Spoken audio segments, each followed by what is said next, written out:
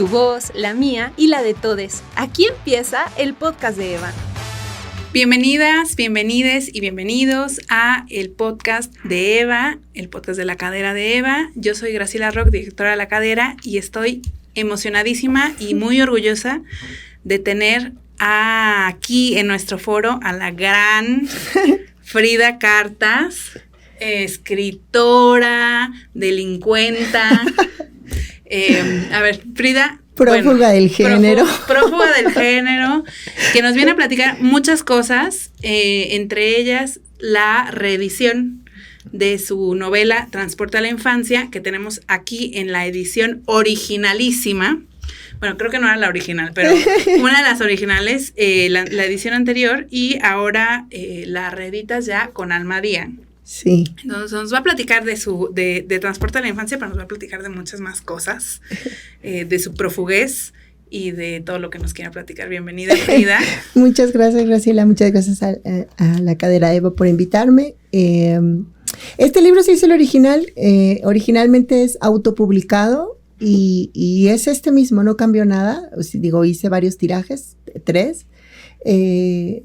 Y ahora pues ya sale con nueva portada, con corrección de estilo, con una presentación, porque este no tiene presentación, no tiene prólogo, entonces ya es más formal, digamos.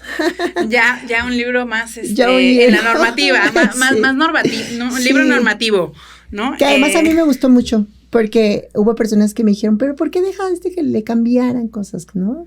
Y yo creo que fue bueno el cambio, o sea, creo que mejoró. A mí me gustó cómo quedó ahora, ¿no? Digo, no cambió como en la esencia, ni en la profundidad, pero en la manera de redactarlo y de contarlo, creo que sí cambió y me gusta mucho. Sí. Uh-huh. Pues, a ver, Frida, platícanos, porque este libro que nosotras leímos en esta edición y que es muy bello, no sé si le diríamos, yo creo que sí, ¿no? O sea, un poco como biografía, autoficción, no sé, ¿tú cómo describirías qué es lo que representa este libro para ti? ¿Cómo fue que llegaste a él? Pues mira, sí es una autobiografía, pero también está un poco ficcionada. Lo que yo hice fue con los recuerdos, con la memoria, contar historias que no fueran como desde esta victimización. Entonces la ficción viene como un poquito a hacer sátira, sarcasmo, ¿no? Como reírme también de lo que pasó, aunque también se ve como pues lo real, ¿no? Como la violencia, el contexto de pobreza, la discriminación, ¿no? Por una diferencia sexual, que en este caso tienen que ver con la identidad. Por eso se llama transporte, porque ahí tiene el prefijo ahí un poco escondidito sobre trans. Entonces es una novela sobre mi infancia trans, ¿no? Pero no soy yo la protagonista es mi mamá, porque era la que me cuidaba, la que me defendía, la que me protegía. Y entonces esta novela nació así, nació con la idea de hacerle un pequeño homenaje y agradecimiento a mi mamá durante la pandemia, que había mucho tiempo sin qué hacer.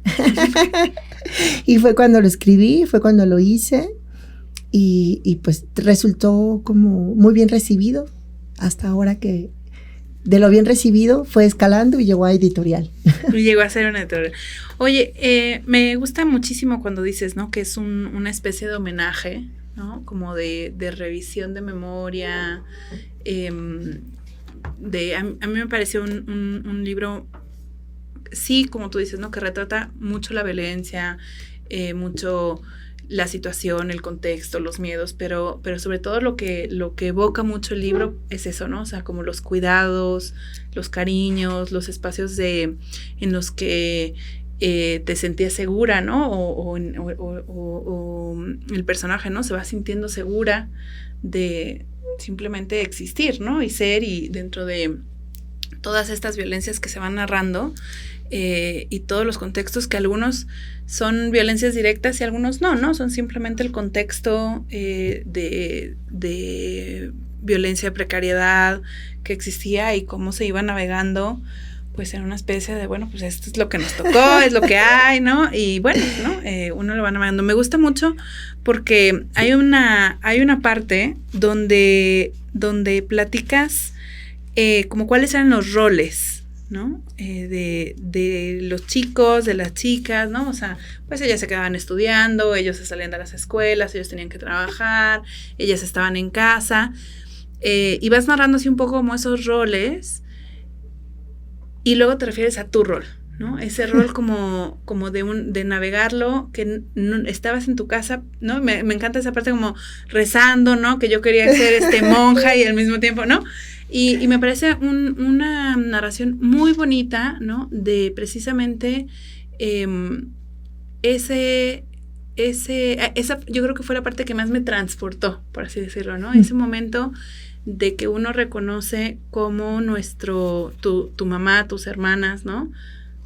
Te acompañaron en un rol que tú decidiste tener, ¿no? Y que tú decidiste ejercer y que te sentiste en la posibilidad de hacerlo. Y me gustaría que nos platicaras un poquito esa parte. Me recordó además mucho, no sé si ya leíste a Alana Portero, ¿no?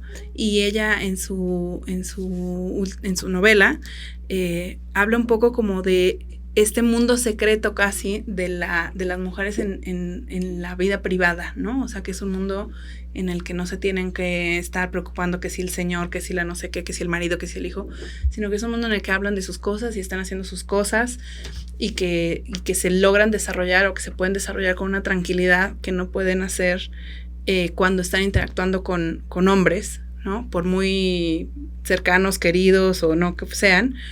Y me recuerda que es un diálogo muy bonito que me pareció que tiene con el tuyo en ese sentido, ¿no? Y platica. Mira, justo lo que decías es una de las reseñas que tiene el libro, lo decía Cleo Mendoza, que es un poco como reconocer estos trabajos de cuidados de las mujeres en el espacio privado, ¿no? Ella lo mencionaba así tal cual como lo acabas de decir. Yo creo que sí, o sea, que sí es eso, pero cuando yo lo redacté, cuando yo dije esto va a ser un libro, porque además yo ya tenía otros 2 libros, y los otros 2 libros surgieron más como desde el impulso de desahogo, ¿no? Terapéutico. Este sí fue pensado como de yo quiero hacer estas remembranzas y hacerlas un libro, ¿no? Porque yo quería que fuera un regalo para mi mamá.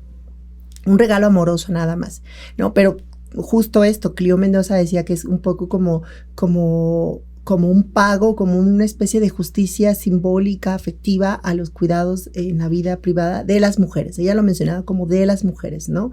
En general. Y creo que eso me gusta mucho. Y también ahorita que comentabas, creo que hay una frase que nos queda mucho en este libro a mi mamá y a mí, que es como Dios daba a entender, ¿no? Porque si tú te das cuenta, mi mamá me cuidaba sin tener nociones feministas, ¿no? Sin tener nociones de género, sin saber qué era diversidad sexual, identidad de género, personas trans, lesbianas, ¿no? Homosexuales, todos estos conceptos, ¿no? Mi mamá no estudió, migró de Oaxaca siendo menor de edad, se casó, llegó a Sinaloa.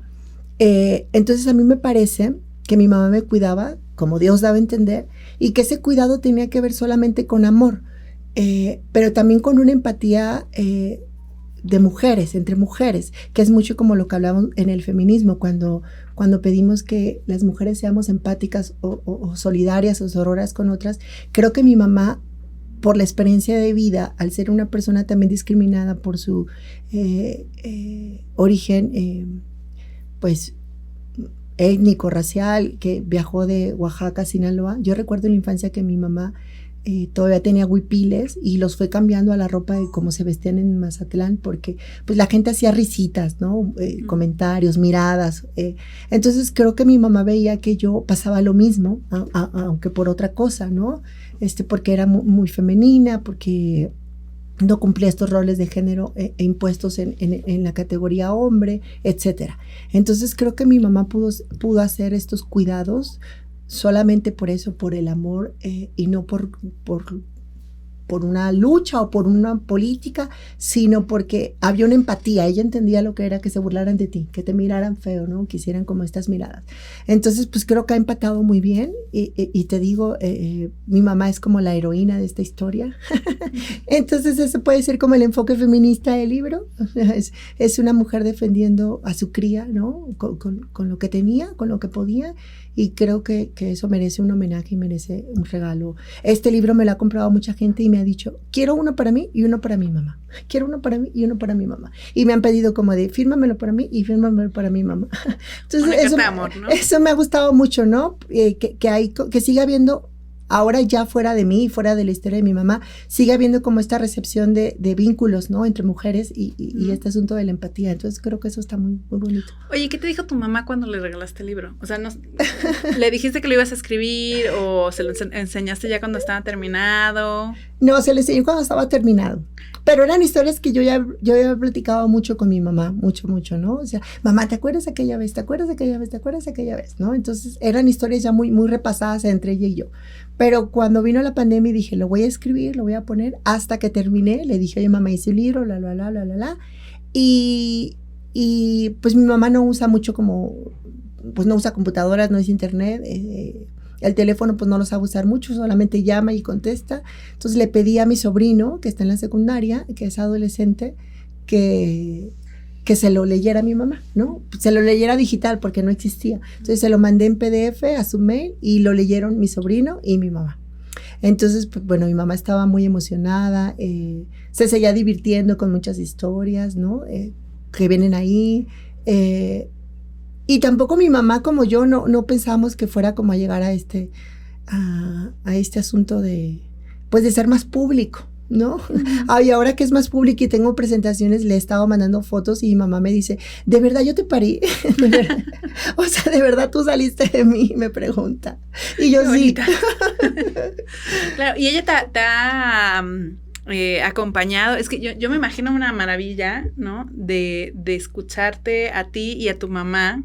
O sea, yo espero que va a suceder que suceda, ¿no? Que sean tu mamá y tú presentando el libro. Sí, lo tenemos, o sea, yo le invité a Guadalajara, dijo que sí, a Oaxaca no puedo ir, que fue como la presentación primera y el lanzamiento de la editorial, no puedo ir porque estaba enferma, pero Guadalajara queda más cerca de Sinaloa y ya quedamos que va a ir. Entonces sí, yo también estoy como emocionada, ella también está como muy alegre, tiene muchas emociones y platicamos mucho como este asunto de vernos ahí. De vernos ahí. Sí, porque quiero dárselo, o sea, quiero dárselo en la mano, quiero decirle como, ¿no? Qué bonito. Oye, Frida, y platícame, bueno, tú como dices, ¿no? Tienes otros libros que son un poco más, no sé si políticos, pero sí, ¿no? Un poco como más catárticos quizá, pero es el que llega a las editoriales, ¿no? Yo creo que sí, ¿no? O sea, porque tuvo un impacto así como muy importante, ¿no? Todo el mundo lo estaba leyendo. Pero tú, ¿cómo has sentido ese proceso entre el ser una autora, pues, que se autoedita, ¿no? Un poco en los márgenes, ¿no? Del mundo literario, tal, a de pronto ya estar acá, ¿no? Que todo el mundo está hablando de ti, estás en todas las ferias, ya me platicaste que te vas a España a una gira de presentación. O sea, ¿cómo ha sido para ti, ¿no? Internamente, ¿no? ¿Tú cómo lo has vivido, cómo lo has sentido? Pues mira, sí ha sido divertido, ahorita te cuento por qué, pero también ha sido un poco como de, qué bueno que no me suelta mi terapeuta porque manejo muchas inseguridades. Y me ha dicho mucho mi terapeuta, repite algo como de, esto no vino de fuera, me dice, esto no es espontáneo, esto es resultado de un trabajo tuyo, o sea, tú lo hiciste, ¿no? Créetelo, o sea, está ahí, es el momento como de decir, esto es mío, yo lo trabajé, está aquí, esta soy yo, bla, bla, bla. Porque luego yo decía como de, ay, no. Y te decía que es divertido porque entre mis amistades o las personas con estas presentaciones autogestivas, independientes que yo había hecho un poco más comunitarias, por decirlo así, pues siempre las preguntas y los comentarios del libro van un poco como en estos chascarrillos de ella en famosa, ¿no? O ella en escritora, o ella, ¿no? O estas cosas como de comentar el libro acerca como nada más de lazos, pues, de luchas similares, ¿no? De causas más sociales. Y en cambio ahora, cuando venimos a las presentaciones y ya con el sello editorial, que ya tengo que ir a entrevistas a programas de radio, a prensa, a televisión, es así como me sigo sintiendo como chiquita, como diciendo, ay, tan peleonera que eres en redes y mira, ¿no? Aquí es así como de, ops. Y ha sido como un poco fuerte también porque te decía que las preguntas en los comentarios era como de, ay, tu mamá, nunca lloraba o nunca se enojaba o nunca hacía como estas cosas ya cuando estaban fuera de la catarsis de los momentos álgidos y violentos que hay en el libro. Y le decía yo, no, mi mamá siempre tenía como la misma actitud, ¿no? Esas son las preguntas que respondía antes. Y ahora me toca responder preguntas que no sé si las respondo, pero me dicen, oye, es que tu libro tiene un cierre y maneja, ¿cuál fue tu técnica? Y es así como de, ay, no sé, o sea, no sé. Yo no estudié literatura, no estudié arte, entonces cuando me preguntan ya cosas ahora técnicas como de, ¿cuál fue tu objetivo? ¿Cuál fue tu técnica? ¿Cuál fue la manera de conjugar? Es que tu novela se parece a esto, se parece a aquello, me imagino que ya lo leíste y que intentaste, y yo, esas preguntas técnicas, digo, wow, no sé, o sea, yo nada más escribí un libro en la intimidad de mi casa, que además también es un libro muy íntimo, sí. y lo escribí, creo que como decía el editor que me publicó, me dijo algo que me gustó mucho. Me dijo, voy a publicar esta novela no por colgarme del tema transactual o del debate que hay en medios, sino porque tiene un valor literario. O sea, lograste hacer un texto que tiene un valor literario con un trasfondo de historias que necesitamos que vengan de los márgenes al mundo de la literatura y que pocas veces sucede. Y entonces cuando me dice eso, yo voy con mi terapeuta y le digo, ay, yo hice eso. O sea, yo de verdad hice eso. O sea, yo logré conjugar esto que dicen, es como me estás hablando como de dos espacios distintos que se conjugan ahora y es como, pues si lo hice, no sé cómo lo hice, pero ahí está. Y entonces pues eso ha pasado.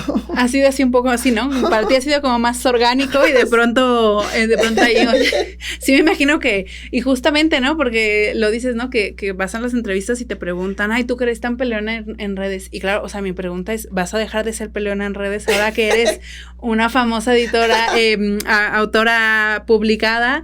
O vamos a seguir, porque claro, yo creo que muchas te conocemos, sí por tus textos, ¿no? Por supuesto, tú eres una estrella en la parrilla de las voces en la cadera, de lo cual estamos muy contentas y muy orgullosas que formes parte, pero ya antes, bueno, ¿no? Pues te leíamos mucho, pero sobre todo te conocemos mucho en redes, ¿no? Que tienes un perfil muy activo, muy crítico, ¿no? Tú a veces nos dices como que te quieren poquito, ¿no? Aunque yo digo que te quieren los que tenemos que querer, pero ¿cómo compaginas? Es de pronto, fíjate, como muy curioso, ¿no? Leerte acá, que como dices es un texto muy íntimo, muy dulce, ¿no? Dentro de todo es un texto muy dulce, ¿no? Es evidente el cariño con el que lo vas narrando, ¿no? La dulzura con la que vas hilando las memorias, las anécdotas, y uno dice, ¿quién es Frida? ¿A quién está peleando? Claro, ¿no? ¿Quién es Frida? Frida Dulce, y que al final, pues, somos todo, ¿no? Es decir, una es todas sus facetas, pero entonces, ¿vamos a escuchar más Frida Dulce y Cariñosa o vamos a seguir con Frida, no sé cómo decirle? No quiero decirle Frida Peleona porque, bueno, a mí sí me gusta que me digan Peleona, pero ¿qué? Platícanos, ¿qué va? Sí, fíjate que creo que las redes sociales, yo siempre las he usado como una especie de diario, o sea, yo cuento cosas muy, muy privadas de mi vida y también como estas posturas públicas respecto a temas que me interesan, ¿no? Feminismo, lucha LGBT, política, un poco también como a veces me da por opinar de cosas que están en el momento y así. Yo creo que este punto como de encontrar que soy una persona también vulnerable, ¿no? Que tiene inseguridades, que ha pasado por historias y que quiere como contarlas al calor como de la sobrevivencia, pero la sobrevivencia como más afectiva o amorosa, creo que está ahí. Y me gustaría seguir escribiendo también ahí, pero también me gustaría seguir escribiendo agitadora, impulsiva, peleonera, pues porque creo que no es que sean dos caras, sino que yo creo que es una misma persona con emociones, con altos, con bajos, con cosas así. Estoy terminando una novela, bueno, ya la terminé, que además es eso, que además también yo creo que ahora que estoy en editorial, que me dieron un contrato por varios años, y con otros proyectos, yo creo, yo sí, me gusta esto de la autopublicación y esta novela que escribí me gustaría, con el dinero que me paguen ahora de las regalías en el primer año, me gustaría sacar la novela que escribí, que también es una novela, creo que pícara, es una novela pícara, pero también creo que va mucho como en esto, como en esta empatía de jóvenes, de adolescentes que han pasado por historias crudas. Entonces, me gustó y creo que puedo hacer ahí cosas y que también puedo seguir haciendo. Es que no me gusta llamarlo activismo, pero finalmente hago como cosas públicas que tienen que ver con cuestiones de posturas políticas y eso a fin de cuentas termina siendo una posición, ¿no? Pues activista, si quieres decirlo así. Sí, yo te iba a preguntar si te gustaba el término activista porque yo creo que muchos te identificamos desde los activismos, ¿no? Desde los activismos feministas, desde los activismos trans, ¿no? Desde los activismos muy, muy politizados, ¿no? O sea, el mejor sentido de, ¿no? Y tú lo dices mucho, hay que politizar las discusiones, las peleas, los términos, ¿no? Porque si no se terminan trivializando y se terminan perdiendo, pues eso, ¿no? En una discusión vacía de Twitter que no tiene sentido. Y qué tanto o de qué manera, ¿no? Tu activismo o tus actividades cercanas al activismo, o lo que podemos entender como activismo, han impactado o han influenciado tu escritura y al revés, ¿no? ¿Qué tanto tu escritura ha matizado, ¿no? Estas acciones, ¿no? O sea, ¿cómo es esa interacción entre uno y otro? Fíjate que yo creo que las ha matizado y esto luego espanta a mucha gente porque me dice, oye, es que eres bien peleonera, incendiaria y grosera. Y luego quienes me conocen de años más atrás me dicen, no, es que a partir de las publicaciones de los libros que hiciste, creo que ahora matizas y eres menos agitadora, menos grosera, o sea, menos, porque antes eras como más fuego, como que llegabas y aventabas la bomba y te ibas y no te importaba. Creo que ahora tienes otra postura como decir, sí, o sea, está bien esto, pero también está bien esto, y creo que a mí misma me he dado cuenta de esto, te digo, en terapia, porque es un poco como, ¿cómo decirlo? Como darme cuenta que está bien enojarse, está bien la rabia, está bien corro, grito, empujo, ¿no? Porque tengo derecho a correr, empujar y gritar, pero creo que si nos quedamos ahí solamente es catarsis y entonces estaría bien hacer algo después, ¿no? Con el coraje, con la catarsis. Entonces, por eso cuando digo politizar, creo que ahí es como esta diferencia, no nomás llegar, correr, empujar y gritar, sino después intentar politizar eso, tener apertura al diálogo, decir, oye, es que yo no soy tu enemiga, yo no soy tu enemigo, yo no soy tu enemiga, ¿no? Podemos hacer alianzas políticas o alianzas de lucha sin ser las comadres o las íntimas, ¿no? Porque hay como una postura de poder mucho más grande de nosotras, y podemos diferir a nivel personal o colectivo o de colectivas con otras cosas, pero no somos las enemistades entre nosotras mismas las personas, ¿no? Uh-huh.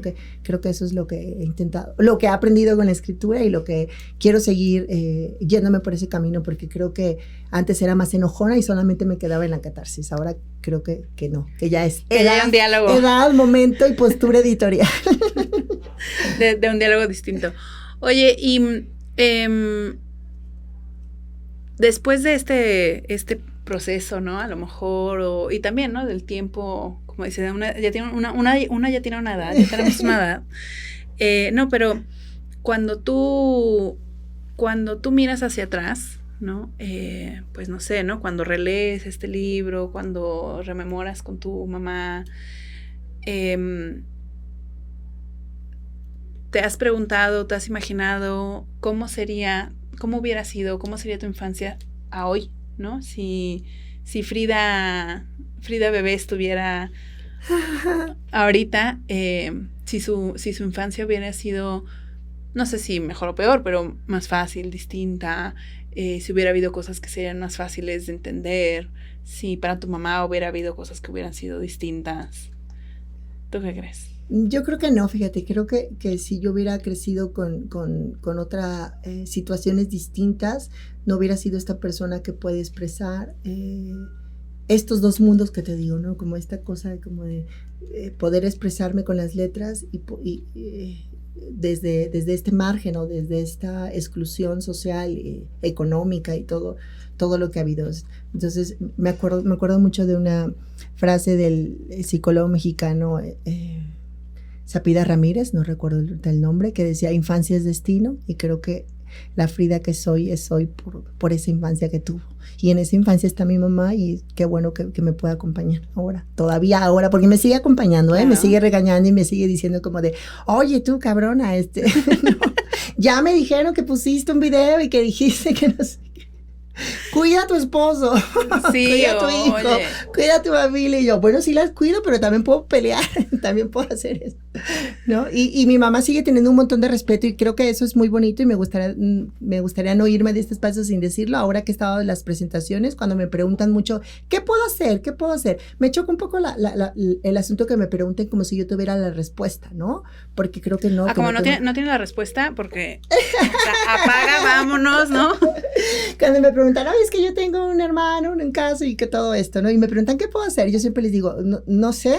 Lo que yo sí puedo decirte es que no, y que creo que mi mamá lo hizo y lo sigue haciendo en la actualidad, aun cuando yo tengo más de 40 años, es que no me entiende o no logra entenderme del todo, y no necesitamos entender la diferencia de las otras personas que están a nuestro alrededor. De verdad, no necesitamos entender qué es trans, no necesitamos entender qué es lesbiana, no necesitamos que entender aborto, no necesitamos que entender feminicidio, o sea, no necesitamos completamente, como si fuéramos diccionario Larousse, entender las diferencias en las otras personas.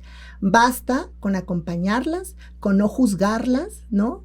Con establecer nada más este vínculo más humano, que es como de: no sé qué haces, no sé cuál es tu objetivo, pero hay un afecto conmigo porque te veo semejante, te veo igual, ¿no? Entonces creo que eso es como lo que siempre estoy ahora cerrando todo lo que me preguntan ahora que ando de entrevista.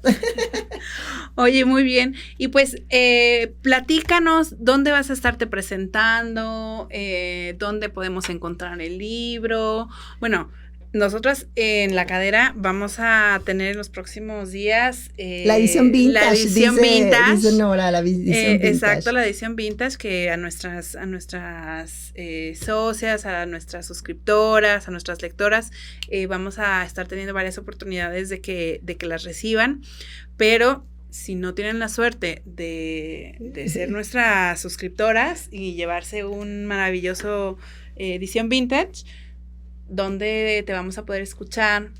Ya está en librerías, justo salió esta semana, está en librerías independientes primero, y a partir del 22 de noviembre ya está como en cadenas más grandes y menos independientes, digamos. También este libro no solamente es vintage, sino también tiene una especie de colaboraciones de personas más LGBT, o sea, la portada es de Popper, y hay gente a la que le gusta más esta portada que la que tiene ahora. A mí me gustan ambas, creo que ambas tienen su significado.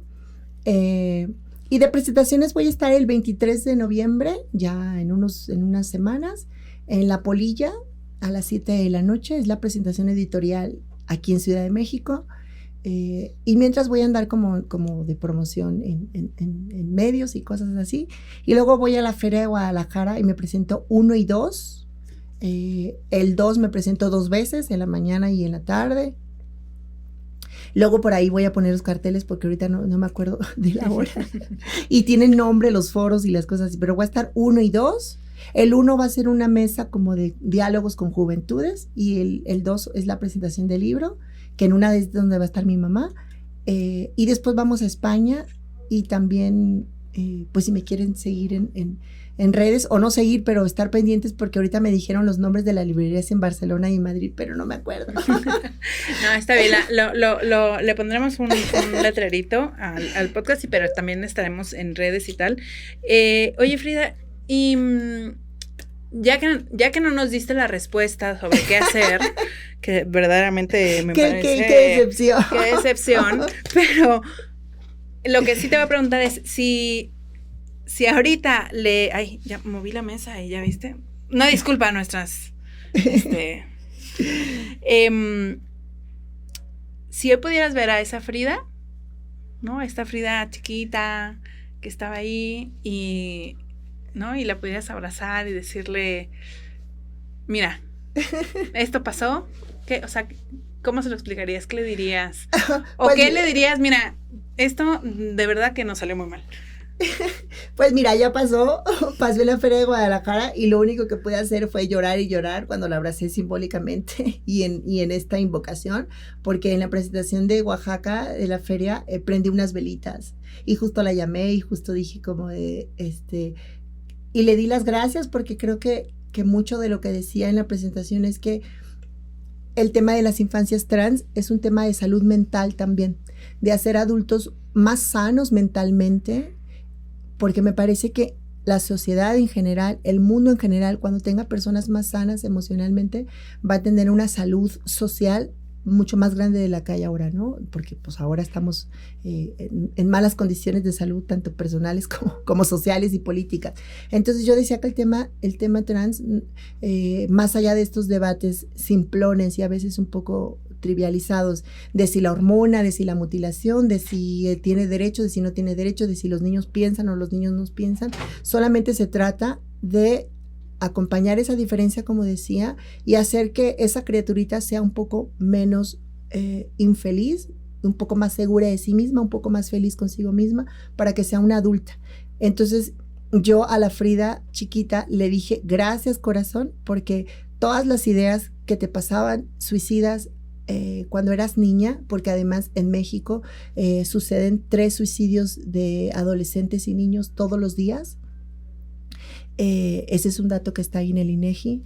Entonces yo recuerdo mucho a la Frida de niña con ideas yo recuerdo a la Frida, y eso no está en el libro, rezándole a la Virgen de Guadalupe y pidiéndole como regalo que se quería morir, que no quería estar, ¿no? Entonces cuando vino a la presentación lloré mucho porque me acordé y le dije gracias porque no moriste y ahora estamos aquí juntas pudiendo darle voz a esto, pudiendo contar esto y pudiendo decir, güey, vean a las infancias, traten de hacerles la vida más feliz, más amorosa, porque eso va a evitar que gasten en terapia cuando sean adultas, como gastamos muchas personas ahora en la actualidad, y también va a hacer que haya personas más sanas y haya una salud social más sana también, ¿no? Sí, qué bonito. O sea, qué triste, ¿no? Qué triste porque, pero qué hermoso, ¿no? Poderle decir eso, ¿no? Sí, gracias por haber sobrevivido. Y abrazarle y darle las gracias, y eso fue lo que hice. Qué lindo. Oye, Frida, pues muchísimas gracias. La verdad es que deberíamos de invitar a nuestras lectoras, a quienes nos ven, quienes nos escuchan, porque además estamos muy contentos, ¿no? Nuestro podcast en Spotify se puede encontrar, en YouTube se puede encontrar, entonces lo mismo nos escuchan que nos ven, por eso estamos muy hermosas. Que tengan la oportunidad de escucharte, que tengan la oportunidad de dialogar contigo. Y pues ojalá, ¿no? Tengan oportunidad también de estar en estas presentaciones. Quien no haya tenido oportunidad de leer Transporte a la Infancia, que lo lea. Quien haya tenido oportunidad de leerlo en su edición vintage, que lo lea en la nueva edición también. Porque como dices, el tema y creo que tú le das así completamente en el blanco, ¿no? De decir, no se trata de si nos entendemos completamente o si estamos de acuerdo o no estamos de acuerdo, se trata de acompañar y de cuidar. Y no juzgar, ¿no? Porque es muy duro juzgarlas. Ajá. Claro, ¿no? De que la gente, las infancias, nuestros niñas, niños y niñes, pues se sientan queridos, acompañados, cuidados. Y esperamos que verdaderamente, ¿no? Que este dato que es tan duro, tan duro, sobre todo en la comunidad trans, ¿no? O sea, de el número de suicidios de infancias y juventudes trans es altísimo, mucho más alto que la media nacional, ¿no? Que el dato de transfeminicidios es altísimo, ¿no? Que la edad media, ¿no? La edad media, promedio de vida de la comunidad trans es 33 años. Pues bueno, ¿no? Que libros como el tuyo, voces como las tuyas, pues ojalá nos ayuden a cambiar esta realidad de nuestro Mexiquito. y nada, pues muchísimas gracias, Frida, por estar hoy en el podcast de Eva. Y esperamos el próximo libro, ¿no? Sea autoeditado o sea en las grandes editoriales del Ella en Famosa. Y nada, pues muchísimas gracias. Gracias. Aquí termina el episodio de esta semana del podcast de Eva, un podcast de La Cadera de Eva. ¿Quieres decirnos algo o conocer más sobre nosotras? Encuéntranos en TikTok, Instagram, Twitter y Facebook como La Cadera de Eva. Todos nuestros contenidos y talleres están disponibles en nuestro sitio web lacaderadeeva.com.